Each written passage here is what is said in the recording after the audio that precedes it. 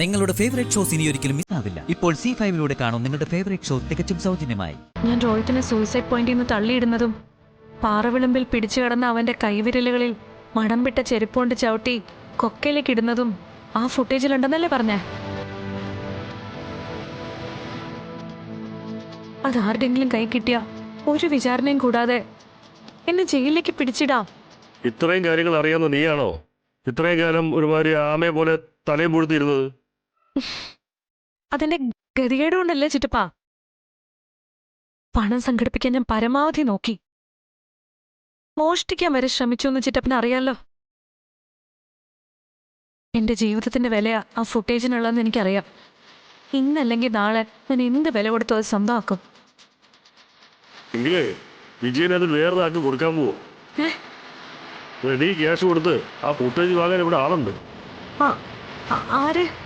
ആരെ ചിറ്റപ്പാ? അത്രയും വലിയ ചേട്ടനൊന്നും വേണ്ട. ഞാൻ തന്നെയാടി ഒന്നും വില കൊടുത്ത് ആ ഫുട്ടേജ് ഇറങ്ങിയ പെൺഡ്രൈവ് വാങ്ങുന്നത്.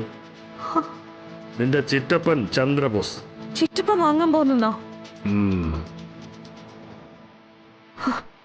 താങ്ക് യു സോ മച്ച് ചിറ്റപ്പ. വിജയൻ ഇന്ന് രാത്രി പെൺഡ്രൈവായിട്ട് ഇവിടെ എത്തും.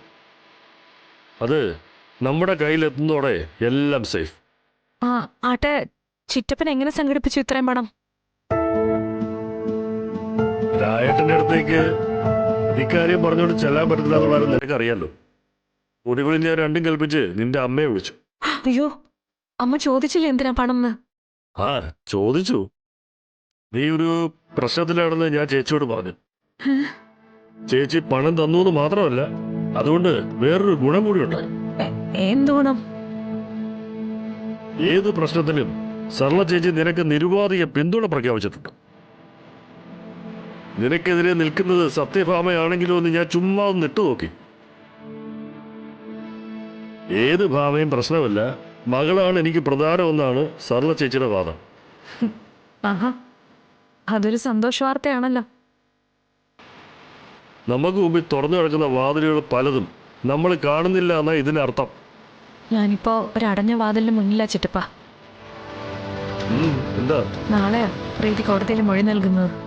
അതിനു മുമ്പ് ഞാൻ രക്ഷപ്പെടാതിരിക്കാനായി അവരെല്ലാം കൂടെ എന്നെ ഒരു റൂമിൽ പൂട്ടിയിട്ടു. സത്യഭാമയുടെ വീട് തന്നെയാണോ? അതെ. എന്താ ഇപ്പം പെട്ടെന്ന് അങ്ങനെ? ഇവിടെ പുതിയ ചില സംഭവ വികാസങ്ങളൊക്കെ ഉണ്ടായി. പ്രീതിക്ക് പഴയ കാര്യങ്ങളൊക്കെ ഓർമ്മ വന്നു. ഞാൻ അവളുടെ തല പിടിച്ച് കല്ലിലിടിച്ചതടക്കം. അപ്പോഴും അവൾക്ക് പാതി ബോധം ഉണ്ടായിരുന്നു അത്രേ. പ്രശ്നമാവല്ലോ. നാളെ കോടതിയിൽ അവള് മൊഴി കൊടുക്കില്ലേ? ഒരു പ്രശ്നമില്ല ചിറ്റപ്പ. നാളെ കംപ്ലീറ്റ് അവള് ഉറക്കത്തിലായിരിക്കും. പിന്നെങ്ങനെ കോടതിയിൽ മൊഴി കൊടുക്കുന്നേ? മനസ്സിലായില്ല ചിറ്റപ്പ. ഞാൻ അവൾക്ക് ചായയിൽ നല്ല ഒന്നാം തരം മയക്കുമരുന്ന് മിക്സ് ചെയ്ത് കൊടുത്തിട്ടുണ്ട്. കുറഞ്ഞത് 48 മണിക്കൂർ കഴിയാതെ അവളുടെ തല പൊങ്ങില്ല. സ്വന്തം പേര് പോലും ഓർമ്മിക്കാനുള്ള ത്രാണി കാണില്ല. പിന്നല്ലേ ഇത്. എന്ത് മരുന്നാണ് നീ അവൾക്ക് കൊടുത്തത്? അത് കണ്ടുപിടിക്കുക എന്നുള്ളത് ഡോക്ടർമാരുടെ ജോലിയല്ലേ ചിറ്റപ്പ. ഞാൻ കൊടുത്ത ഡ്രഗിന് ആന്റി ഡോസ് കൊടുത്ത് പ്രീതിയെ കൊണ്ട് സംസാരിപ്പിക്കാൻ പറ്റുന്ന ഡോക്ടർ ഉണ്ടോന്ന് എനിക്കൊന്ന് കാണണം. ഡൗൺലോഡ് ചെയ്യൂ C5 ആപ്പ്. കാണൂ എല്ലാ എപ്പിസോഡുകളും സൗജന്യമായി.